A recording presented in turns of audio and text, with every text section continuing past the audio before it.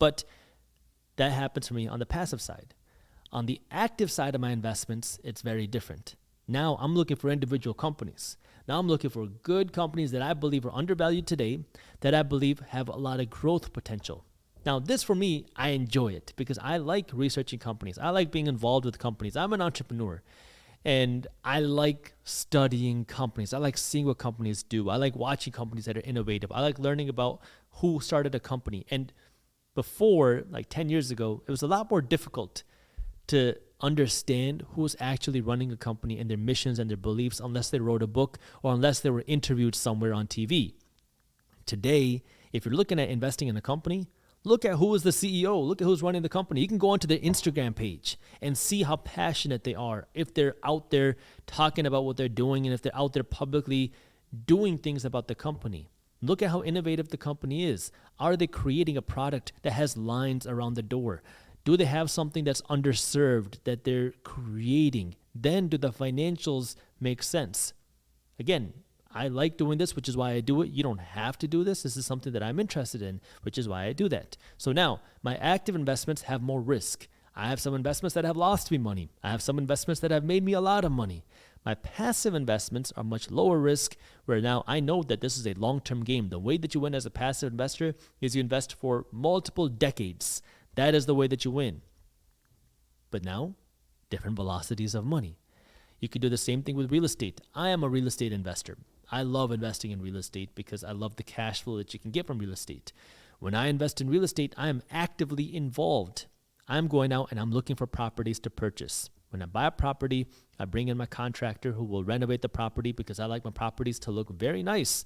So I'll buy a property that's beat up, that's distressed, that looks ugly. We'll completely renovate it, remodel it, and now it looks like a brand new home that somebody will want to come in and live in and use and then pay rent. And so now I'm involved up until we get the tenant involved, because then I have a property manager who does everything after that. But it is an active investment because I'm actively looking for the investments to purchase. There are passive ways for you to invest in real estate as well.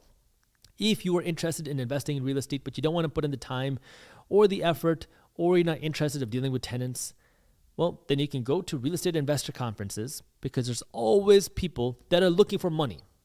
Always. And you can be one of the investors into these deals. These are called syndicate deals, where now an investor, a developer, somebody is putting together a project. Maybe this person wants to go out and build or buy a hotel complex. Maybe they want to build or buy an apartment complex, but they need a certain amount of money. They need cash to go out and do it. And this is where now they're going to try to find people who have money, who want to give them the money in exchange for a piece of ownership in that deal. Now, of course, you have a little bit less risk because now your time is not going to be at stake. You're really just investing your money and you don't have to put in all the money, but there's a chance that the deal can go under. That's your risk. So now you have to trust the person, you give them your money, and then it's their job to take your money and purchase this asset, renovate it, rehab it, rent it out, generate cash flow, and maybe sell it for a profit or refinance it. That way you can get your money back.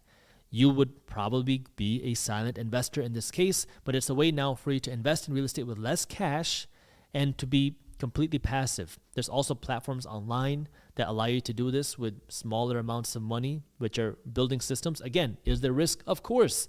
There's a risk that your investment platform will fail. There's a risk that the real estate investment deal will fail and you lose everything. That is a possibility. That's a possibility when you invest your money.